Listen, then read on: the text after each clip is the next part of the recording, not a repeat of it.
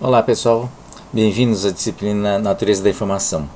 Hoje nós iremos falar sobre o terceiro tópico dessa disciplina, que é a Teoria da Informação.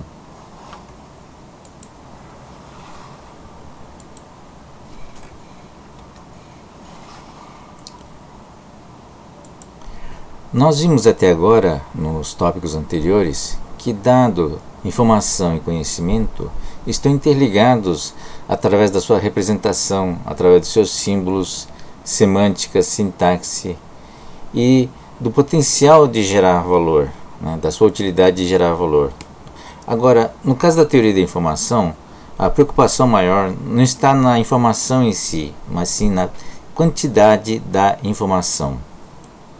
A proposta apresentada por Claude Shannon no seu trabalho de 1948 foi justamente tentar quantificar a informação sob o ponto de vista de matemática, né? Sob o ponto de vista de probabilidade. Então, a ideia principal dele foi tentar ver quanta informação era passada num dado canal de comunicação ou armazenado num dado dispositivo. Diferentemente das teorias da área da física, por exemplo, essa teoria da informação do Shannon, ele não tem uma referência física imediata. Tá? Então é uma teoria abstrata, onde ele trabalha com elementos abstratos, como a informação. Não tem nada de errado, em princípio, com esse tipo de teoria. Tá? A gente vê na área da economia, por exemplo, que existem teorias que são mais abstratas, não tem uma referência direta à área física. Né? Por exemplo, a lei da oferta e procura, por exemplo, é uma lei abstrata, né? Não tem uma referência física real, mas que, no entanto, funciona, né? Que existe efetivamente. Então, a teoria da informação do Shannon cai nessa categoria. É uma abstração que ele criou, associando a teoria da probabilidade, associando as questões de incerteza e juntando tudo isso para formar uma teoria ligada à informação. Então, essa teoria teve grandes implicações, teve grandes consequências importantes, principalmente na área de codificação.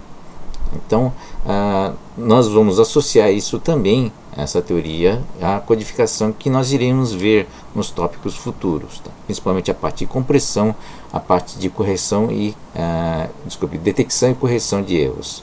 Então, são todos tópicos interligados, criados a partir da teoria da informação do Claude Shannon. O Shannon se inspirou na mecânica, na verdade, na área da mecânica, que é a termodinâmica, para criar essa sua medida da informação. Para ser mais específico, ele se inspirou em entropia. Tá? Então, vamos fazer uma revisão do que vem a ser uma entropia, para depois introduzir a teoria da informação. A entropia, ou mais especificamente a segunda lei da termodinâmica, ela foi elaborada por Ludwig Boltzmann. Então é dada pela essa fórmula S igual a K log de W, onde a entropia geral, né, é dependente diretamente do W, que são o número de microestados. Essa é uma fórmula matemática que, na verdade, ele representa um processo térmico, e que a segunda lei da termodinâmica diz o seguinte, que todos os sistemas térmicos, ou seja, todos os sistemas térmicos estabelecidos pelo W, né, são diversos sistemas pequenos, né, eles tendem ao equilíbrio e à uniformidade, né, ou seja, a entropia cresce à medida que vai se tornando mais uniforme. Tá? Então, dentro de um sistema qualquer, você tem várias temperaturas, vários elementos com diversas temperaturas, eles tendem a trocar calor e tendem a ficar uma única temperatura, ter uma uniformidade. E essa uniformidade nós chamamos de entropia. Então, a partir dessa ideia de entropia, Shannon se inspirou para criar a sua teoria da informação. Esta fórmula do Boltzmann está escrita na lápide. Vejam aqui na parte superior, né, a fórmula do Boltzmann. Ele não especificou a base do logaritmo, não sei se vocês podem reparar aqui. Né. Bom, essa fórmula não depende da base por causa do K, né? Então, que é uma constante. E o K, né, pode absorver qualquer diferença que possa haver através da base. Veja a fórmula aqui, é uma revisão do logaritmo. Então, suponha que a base seja B, né, e você queira mudar para uma base A. Tá? Através dessa fórmula, tá, você consegue criar um novo K que consiga absorver, né, a diferença da base entre A e B. Vamos tentar dar um exemplo prático dessa fórmula do Boltzmann. Tá? Então, esse exemplo aqui é um tabuleiro de sinuca com quatro bolas de cores diferentes e dividido em duas partes. O tabuleiro está dividido em duas partes, lado esquerdo e lado direito. Tá? Isso dá duas possibilidades. Tá? Então, combinações de 2 a 2, né, com essas duas possibilidades resultam em 16 formas possíveis de colocar essas bolas. Tá? Duas combinações possíveis. A gente pode dizer que também, sob o ponto de vista do Boltzmann, que são 16 microestados possíveis. Calculando então a entropia de todo o conjunto usando a fórmula do Boltzmann, nós temos a seguinte conta, né? O W então são 16 microestados possíveis.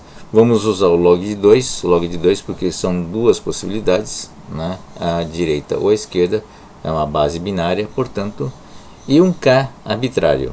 Como no caso não estamos tratando de uma entropia térmica, vamos assumir um K como sendo 1. Tá? Então a fórmula fica da seguinte forma. Tá? Então vira 1 log de 2, né? Log de 16 na base 2. Né? E calculando isso usando uma calculadora normal, que só tem logaritmo de 10, né? A gente executa essa fórmula aqui. Depois a gente explica direito, né, faz uma revisão de logaritmo para explicar direito qual é a conta. Em todo caso, resulta em 4. Tá? Então, a entropia, nesse caso, com 4 bolas, né, com duas possibilidades, combinação de duas possibilidades, resultando em uma entropia de 4. A gente vai discutir a unidade também. Tá? Então, avançando. Relembrando alguns conceitos do logaritmo, né, que nós vimos, né, que o logaritmo, por exemplo, da base 2, que a gente não consegue calcular usando uma calculadora, podemos dividir isso em duas partes, né, a base 10, da mesma forma que a fórmula de Boltzmann, que independe de base, né, e aí você pega o log do W, ou dos microestados na base 10, divide pelo log de 2 na base 10, e resulta, né, em multiplicar o resultado, né, por 3,322, que é o inverso do logaritmo aqui, que é o inverso do 0,3010. Então, uma outra lembrete aqui, né, que o log de um número inverso aqui, né, equivale ao menos 1, na verdade, né? X elevado a menos 1. E o menos 1 você pode trazer para fora para eliminar esse menos que está aqui. Tá? Então, essa equivalência aqui do sinal, né, e da sua inversão é um lembrete de alguns conceitos de logaritmo. O Shannon, então, criou a teoria da informação inspirado na entropia de Boltzmann, né, inspirado na teoria física da termodinâmica. Ele trabalhava nos laboratórios Bell, que são laboratórios da antiga AT&T, que é uma empresa de comunicações. Então, a principal preocupação dele era descobrir quanta informação pode passar por uma linha de telefone.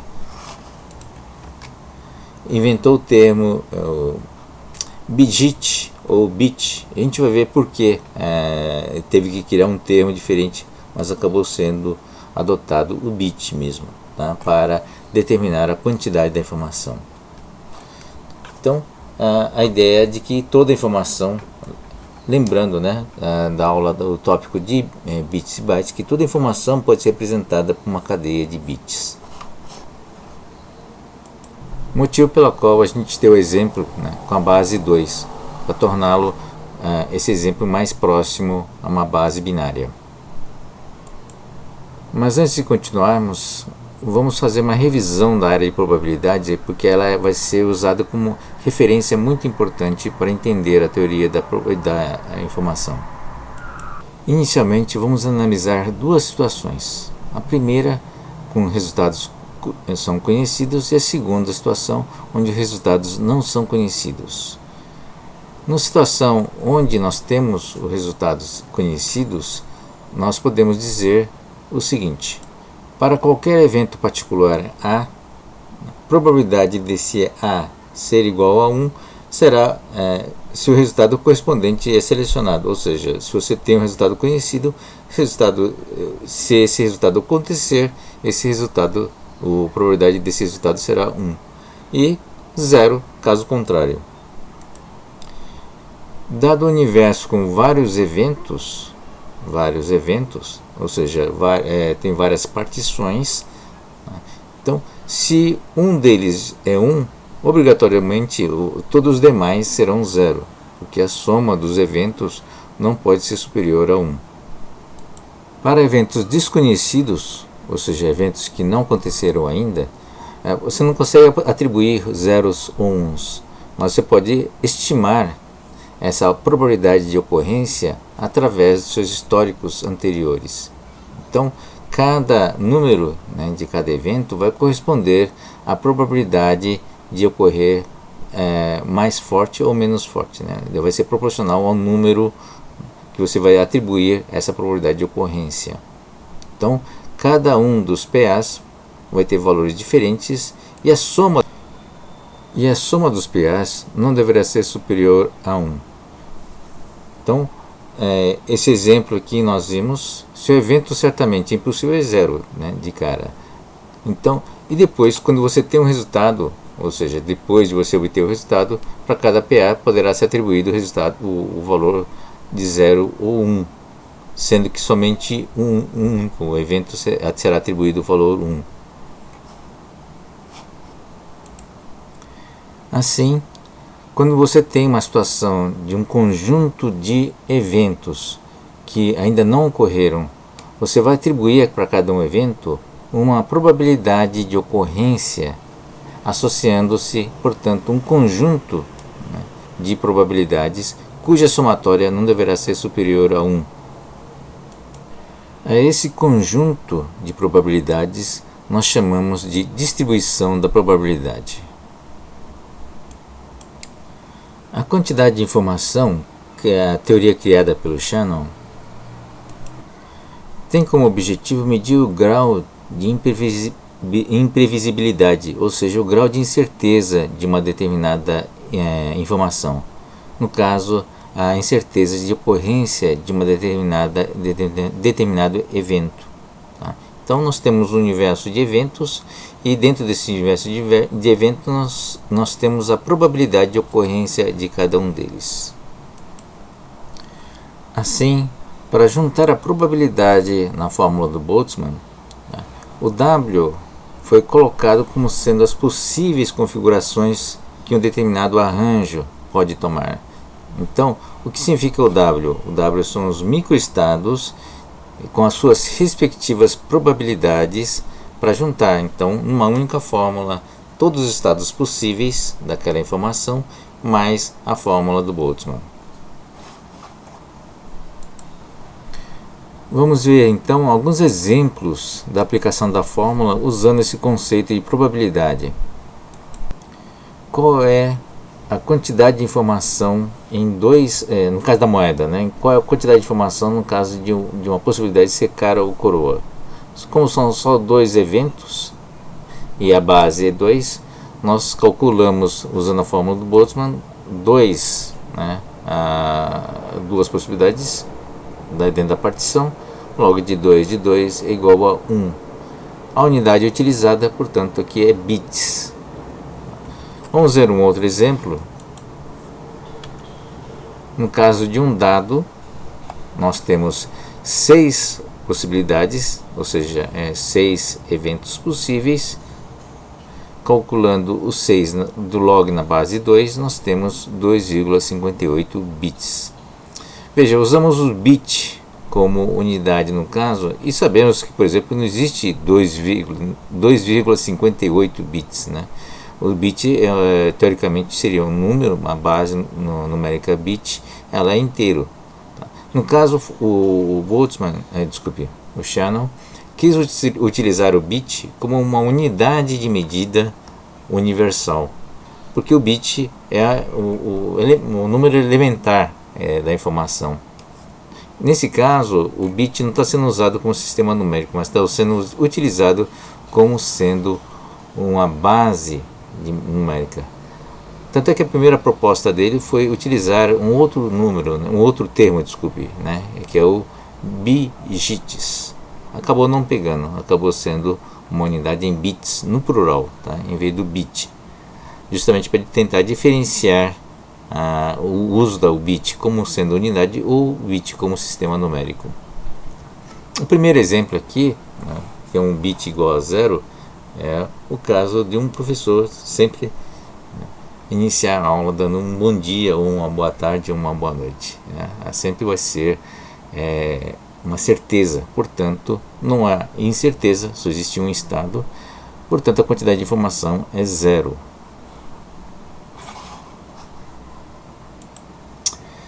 Assim, a fórmula do Shannon resume-se nesse H. H é a medida da entropia da informação. Tá?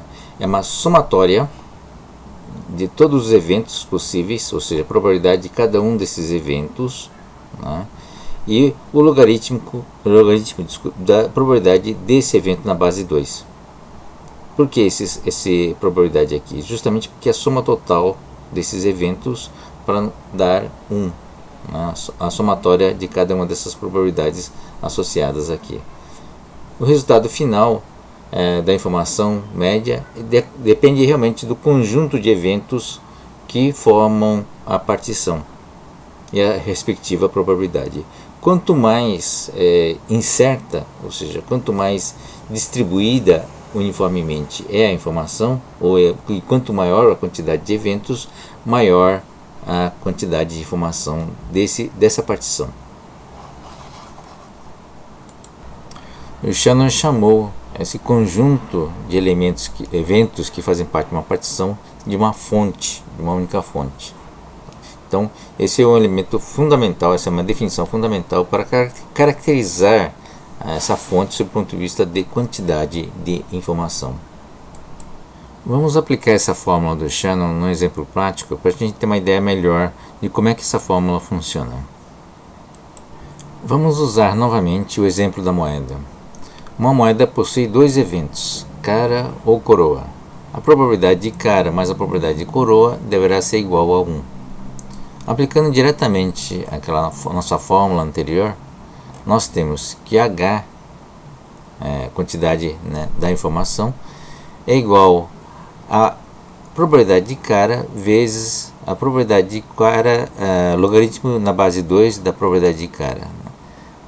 Esse é o sinal menos na frente, porque a gente vai ver que como esse número aqui é menor que 1, né, toda a probabilidade, que a soma deles vai ser igual a 1. Portanto, cada uma dessas probabilidades deverá ser menor que 1. Sendo menor que 1, esse logaritmo vai gerar um resultado negativo. Tá? Para cancelar o negativo, tem um menos aqui na frente. Tá? Então, é uma somatória negativa. A fórmula é uma somatória negativa por causa disso. Tá? Isso vale para essa fórmula aqui, está sendo aplicada para a probabilidade da cara e aqui para a probabilidade da coroa. Tá? Então, usando essa fórmula aqui, substituindo, né, isolando, por exemplo, a probabilidade de coroa, P de coroa, aqui que é igual a 1 menos probabilidade de cara, tá? Nós podemos resumir, simplificar a fórmula para esse número que está aqui. Tá? Bom, quando as ambas opções têm a mesma probabilidade de acontecer, ou seja, a probabilidade de cara é igual à probabilidade de coroa é igual a 0,5. Aplicando diretamente na fórmula, podemos calcular diretamente na fórmula, né? 0,5 meio é igual a 1 sobre 2. 1 sobre 2 aqui na probabilidade de cara,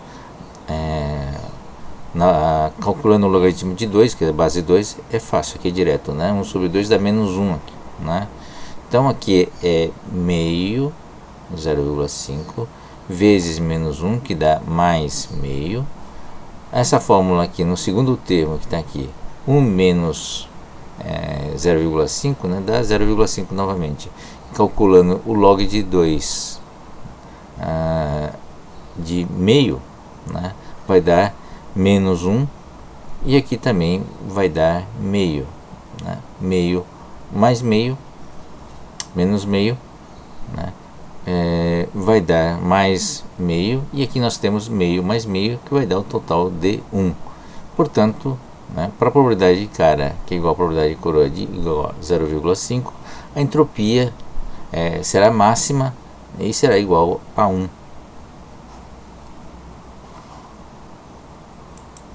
Mas o que acontece se a probabilidade de cara ou coroa não for equiprovável, ou seja, não forem iguais?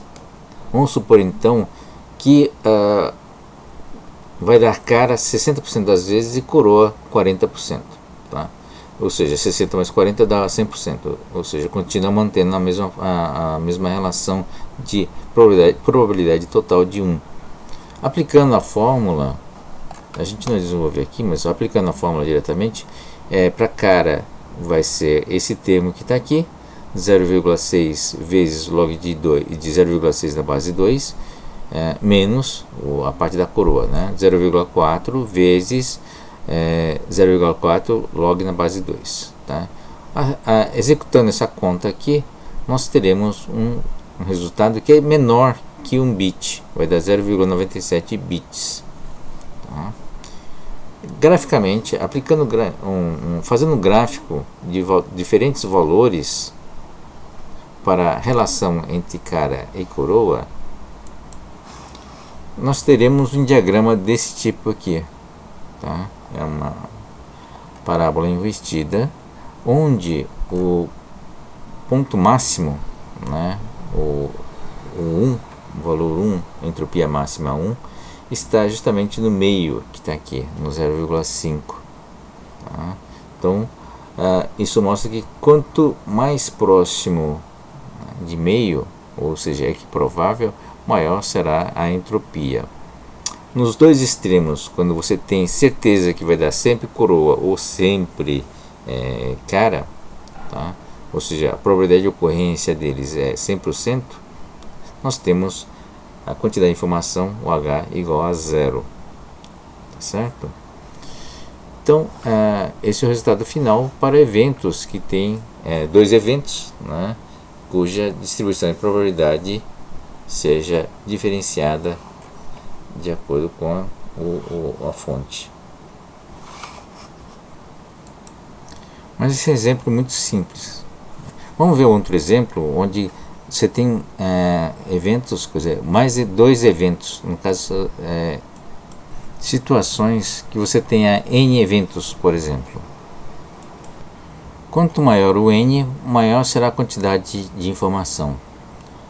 E nesse caso, para um dado N, a quantidade de informação dessa fonte ou dessa partição será o máximo quando todas as probabilidades desses N's sejam iguais, ou seja, sejam equiprováveis. Então, esse é um exemplo da aplicação dessa fórmula para N eventos e cuja probabilidade de ocorrência seja equiprovável. Tá? Então, cada probabilidade, cada PI, né, será igual a 1 sobre N, ou seja, a quantidade de número de eventos. Tá? Então, vai pegar o 1 e dividir proporcionalmente igual para todos os eventos. Nesse caso, a fórmula do Shannon, né, da entropia de Shannon, fica da seguinte forma, né? Então, somatória negativa dos PIs, log de 2, né, base 2, dos PIs, das respectivos eventos, probabilidade dos respectivos eventos, substituindo o PI por 1 dividido por N, nós temos aqui, né, os N termos, 1 sobre N log de 2 e 1 sobre N. Tá? Isso equivale a log de 2 de N. Né? Então aqui, por exemplo, N corta com N, sobra 1, e inverso né, do 1 sobre n, ele se tira o sinal menos da frente. Então o resultado final dessa fórmula para eventos equiprováveis é log de 2, log de n na base 2, que dá a quantidade do H. Vamos ver então a aplicação dessa fórmula do Shannon em situações onde você tem mais de 2 eventos, ou mais de, no caso, n eventos. O exemplo do dado aqui, ele tem 6 eventos, ou 6 estados possíveis, né? Vamos aplicar a fórmula para a primeira situação onde você tem todos os 6 eventos com a mesma probabilidade, ou seja, 1/6 para cada evento. A fórmula do Shannon, onde nós temos aqui o H igual a menos somatória de PI log de 2 PI. Aplicando para cada um dos termos, ou cada um dos eventos, nós temos, né, os eventos aqui embaixo, né, de PI, de P1, P2, P3, P4, P5 e P6, os 6 eventos possíveis de um dado, né. Como é 1/6 cada um, nós jogamos esse 1/6 em cada uma dos termos, né. Isso no final dá 6 vezes esse termo, então menos 6, 1/6, log de 1/6 na base 2, que resulta nessa conta que está aqui, tá? O resultado final vai dar 2,58 bits. Nós tínhamos visto esse valor antes, né? Tá? Mas é uma situação onde você tem a máxima quantidade de informação, 2,58 bits, para um evento, para um dado que tem 6 eventos possíveis. A situação é máxima porque são todos equiprováveis. Vamos ver então um exemplo onde você tem uma distribuição diferente desses dados, desses eventos nos dados. Então, imagine uma situação onde temos esses 6 eventos dos dados com probabilidades diferentes. 1/10 para cada um dos 3 primeiros eventos, 1/5 para o próximo e depois 1/4 e 1/4. Tá? Então são 6 eventos. A soma total dessas frações deverá dar 1. Aplicando novamente a fórmula do Shannon, nós temos então para cada uma dessas probabilidades individuais, para cada um desses eventos, as probabilidades individuais que está aqui na fórmula, né? 1/10, 1/5 e 1/4. 1/10 repete 3 vezes, 1/5 uma única vez e 1/4 repete 2 vezes. São um total de 6 eventos. E aqui calculado respectivos logaritmos na base 2. Tá? A somatória total desses 3 termos vai dar 1,56 bits. Veja então a diferença de valor de quantidade de informação em relação ao anterior, que deu 2,58 bits. Essa redução de valor mostra que quando você tem uma distribuição não uniforme, ou seja, aumenta uma das faces ou um dos eventos, aumenta a probabilidade de deixe ser equiprovável, você tem uma redução da quantidade de informação. Por que isso é uma redução da quantidade de informação? Porque você está, no fundo, reduzindo a incerteza. Você tem mais certeza que um determinado valor vai acontecer mais do que os demais. Tá? Como a soma total é sempre 1, dessas probabilidades, o aumento da probabilidade de um vai implicar na redução da probabilidade do outro. E isso, uma distribuição não uniforme, implica necessariamente que haverá uma redução da quantidade total da informação. Como conclusão da aplicação da fórmula do Shannon, a máxima quantidade de informação ocorre quando todos os estados forem equiprováveis, maior a incerteza. E é maior também a incerteza quanto maior a quantidade de eventos possíveis. Então, quanto maior for o número de eventos, maior será a quantidade de informação. E quanto mais, como consequência negativa, né, quer dizer, com a inversa, quanto mais diferentes forem as probabilidades dos estados, menor será a quantidade de informação. No limite, né, para o K, tá, a incerteza vai ser zero, né, ou seja, quando a probabilidade de um dos eventos for 1, né, ou seja, dado um conjunto de eventos, você tem certeza que vai ser aquele lá, vai ser sempre 100% aquele evento, você não vai ter mais incerteza, você vai ter uma certeza de que vai ser aquele evento. Portanto, a quantidade de informação deverá ser zero nesse caso. Resumindo, né, o que vimos até agora, o conceito de entropia introduzido pelo Shannon implica que é o seguinte, que é definido como a quantidade média de bits ou qualquer outra base, né? A gente usou a base 2 porque é a base universal, a base do número elementar que é o bit, tá? É a quantidade média de bits necessária para armazenar ou transmitir essa informação, dado que essa informação seja aleatória. Temos um exemplo aqui de uma informação de quantidade de chuva diário. Se após um número suficiente de dias, um dígito decimal consegue descrever em média a quantidade de chuva diária, e não a quantidade máxima, mas a quantidade diária, né, de chuva, então podemos afirmar que a entropia dessa informação é um dígito decimal. Não estamos usando, no caso, o bit como sendo a unidade, tá? Então é uma unidade base decimal, por exemplo.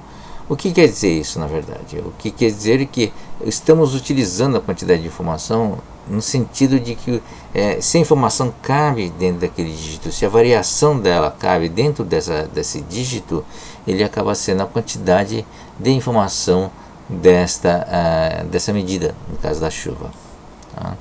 Uma outra definição baseada na fórmula do Shannon é que a função entropia, que é o h de x, né, ele é para o estado binário, ou seja, com apenas dois estados, vale essa figura que está aqui, né, esse gráfico que nós vimos já, tá?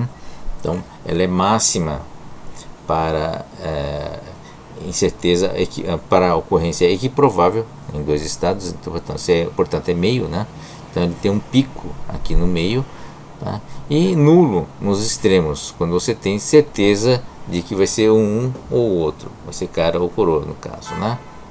Tá? Então, a informação é máxima quando você tem a máxima distribuição da incerteza, ou seja, quando é equiprovável. Essa teoria de informação do Shannon e o conceito de quantidade de informação, ela não é uma coisa muito fácil de entender, ela não é muito intuitiva, na verdade, né?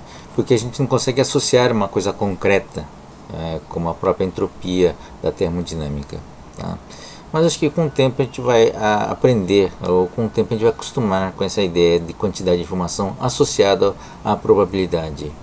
O que está por trás disso, dessa fórmula, no fundo, né? Shannon escolheu essa fórmula justamente pela proximidade da ideia da entropia com a quantidade de informação, com a incerteza, na verdade, tá? Então, tanto é que ele, essa referência, né, desse artigo, ele fala que o principal problema que ele teve foi a escolha, né, do termo, se ele chamava de incerteza ou se ele chamava de entropia. Então tem um comentário do von Neumann, que é um colega contemporâneo dele. Von Neumann para nós da computação, ele é famoso porque ele foi o principal pessoa que contribuiu com a arquitetura do computador, né? O conceito de arquitetura von Neumann, que é o conceito em cima da CPU, né? Esse é o nome dele. Na matemática também ele é famoso, né? Por causa de várias contribuições que ele fez à matemática. Na época dele, o von Neumann foi considerado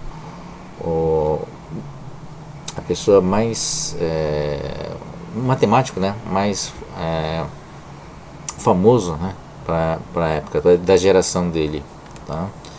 Mas o argumento do von Neumann, né, em relação à entropia foi de que realmente a entropia seria um termo melhor do que incerteza, porque a entropia é uma coisa que pouca gente entende mesmo de fato. E de fato, né, o conceito de entropia é um conceito até filosófico, na verdade, né? A gente sabe que o universo caminha para a entropia, onde cada um do Sol, ou cada um das galáxias, que é uma fonte de geração de calor, né? Dado um tempo infinito ou bem longo, todas essas diferenças de temperatura ou diferenças de intensidades vão sendo diluídos e vão sendo uniformizados numa entropia universal. Tá? Essa é a tendência do universo. E isso é uma discussão interessante, porque é uma discussão do tipo, como é que você reverte a entropia? Né? É uma discussão filosófica ou é física? Então, como o universo inteiro caminha para essa entropia, essa questão ainda é uma questão em aberto, se efetivamente existe a possibilidade ou não de ter uma reversão desse processo. Então, da mesma forma que o próprio conceito de tempo, que ele vai caminhando num determinado sentido, a entropia caminha num determinado sentido também. Então, a base de entendimento dessa teoria, ela é muito complexa, né, e ainda está em estudos, entendimentos e pesquisas, né, e até discussões filosóficas em relação a isso. Enfim, a discussão do envolvendo a teoria do Shannon, como foi colocado no começo, é uma fórmula abstrata, né? Ele escolheu simplesmente esta fórmula, ele quis associá-la à probabilidade para dar o caráter de incerteza, à medida da incerteza. Ele escolheu o logaritmo, por exemplo, para reduzir a faixa dinâmica, né? É uma escolha que você pode fazer. Eventualmente você pode usar uma relação linear como uma fórmula uma multiplicação, por exemplo, uma constante, mas o logaritmo é melhor porque ele pode evitar de você ter que colocar um número muito grande ou um número muito pequeno para representar a faixa dinâmica da informação. Da mesma forma, a própria natureza da probabilidade ser sempre os elementos serem menores que 1 fez com que ele colocasse sinal menos na frente da fórmula, né? E que a constante k fosse 1, porque não tem sentido ter uma constante associada a um processo mecânico ou um processo de uma situação, que é o caso do constante do Boltzmann, né? A escolha do logaritmo base 2 é uma escolha baseado na unidade que quis adotar, na unidade elementar da informação, que é o bit, tá? Mas ele não usa o sistema numérico bit, não existe frações, tá? Não existe nada depois da vírgula, mas a unidade bits, né, que foi adotada, ele existe como unidade de medida de quantidade de informação, tá? Então são escolhas que ele fez para criar a teoria dele, né? Isso teve implicações muito importantes. Ela, apesar de ser abstrata, teve implicação no sentido de você poder medir de uma forma objetiva, de uma forma clara, a quantidade de informação que passa num determinado sistema de comunicação ou num sistema de armazenamento, tá? Para separar realmente o que é quantidade, né? Isso tem uma consequência direta na codificação. O que é quantidade da representação do símbolo e o que é a quantidade da informação propriamente dita, que depende do evento que está sendo codificado. A gente vai ver isso em mais detalhes à medida que formos avançando nos tópicos, tá? Antes de finalizar, eu queria deixar claro algumas contribuições importantes do Shannon. Através da sua teoria, foi possível responder de uma forma objetiva essas questões que foram colocadas aqui, né? Por exemplo, quanta informação cabe numa mensagem, né? Ou seja, quantos eventos você consegue codificar dado um sistema de codificação. Como arranjar melhor a informação para que a mensagem seja mais enxuta. Isso implica diretamente na teoria da codificação, que a gente vai ver mais à frente. E um exemplo bom é a compressão dos arquivos, né? A compressão de arquivos é baseado diretamente na teoria da informação do Shannon. A teoria original do Shannon está descrita no artigo que ele deixou extenso, na verdade, tá? E que já está disponível para nós. O seu original está no domínio público. Se vocês tiverem curiosidade, vocês poderão baixar na internet, tá? Mas essencialmente ele se preocupa nesse artigo com uma capacidade do canal, né? Como ele trabalhava numa empresa de telecomunicações, né?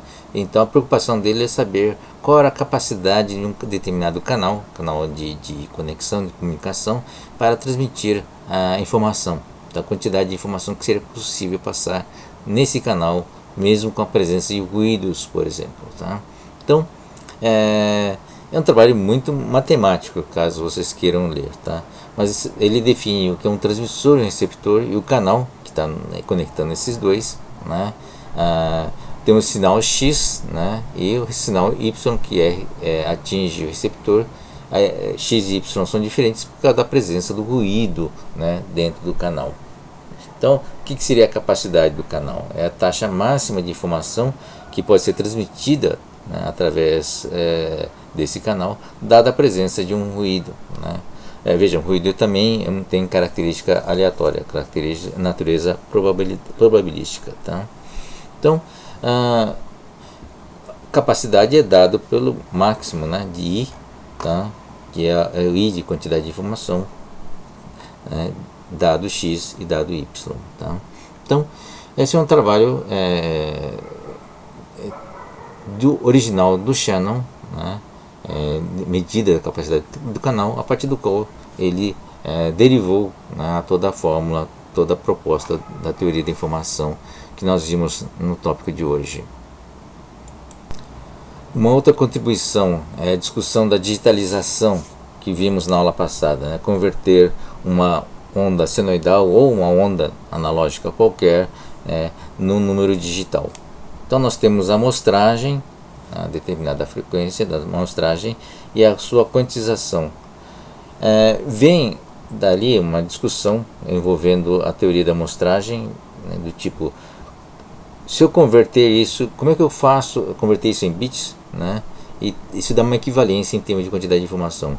Mas quanto de amostragem, quanto de resolução, né, dessa amostragem de quantização esse sistema deverá ter para que consiga capturar o máximo de informação ou o número mínimo de informação necessária para reconstruir de uma forma relativamente fiel, né, a informação original. Esse é um problema realmente da área de teoria de informação. Tá? Então, através dessa análise, né, de quantização e medindo a quantidade de informação original e depois a quantidade de informação gerada após o processo de digitalização, ele chegou, né, juntamente com Nyquist, chegou a uma conclusão interessante, que é dada da seguinte forma, né? A taxa de amostragem deverá ser maior ou igual ao dobro da maior frequência presente no espectro do sinal. Maior frequência presente é a maior frequência do interesse, né, da nossa informação. Veja que a informação tem um caráter de utilidade, que tem um caráter de valor, né? Dentro daquilo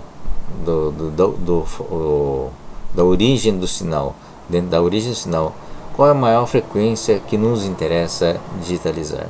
Tá?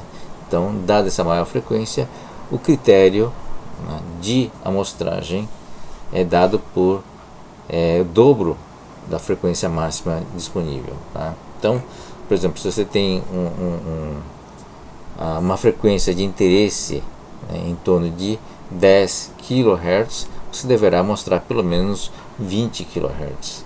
Esse é o critério para a teoria de amostragem, pelo menos, né? Tá? Esse critério também é conhecido como critério de Nyquist. Tá? FA é a taxa de amostragem e Fmax é a maior frequência do sinal. Tá? Então, a aplicação desse critério de Nyquist nós temos aqui, né? Reconstrução dessa. Esse é o exemplo que nós demos na digitalização. Então, é pelo menos o dobro da frequência do sinal. Então, o critério, a aplicação direta disso, por exemplo, é no caso do CD de áudio. Né? Nós temos uma amostragem de 44,1 kHz, tá? Que é para cobrir a frequência audível humana, né, que vai até 20 kHz. Tá? Então, pelo menos o dobro, seria 40 kHz. Tá? Uma outra aplicação, também na área de voz, né, é a taxa da amostragem da voz humana, que está em 8 kHz. Tá? Isso é usado em telefonia celular, quer dizer, quando a telefonia celular se tornou digital, né, a taxa de amostragem, né, foi para 8 kHz, a conversão digital, analógico digital. Tá?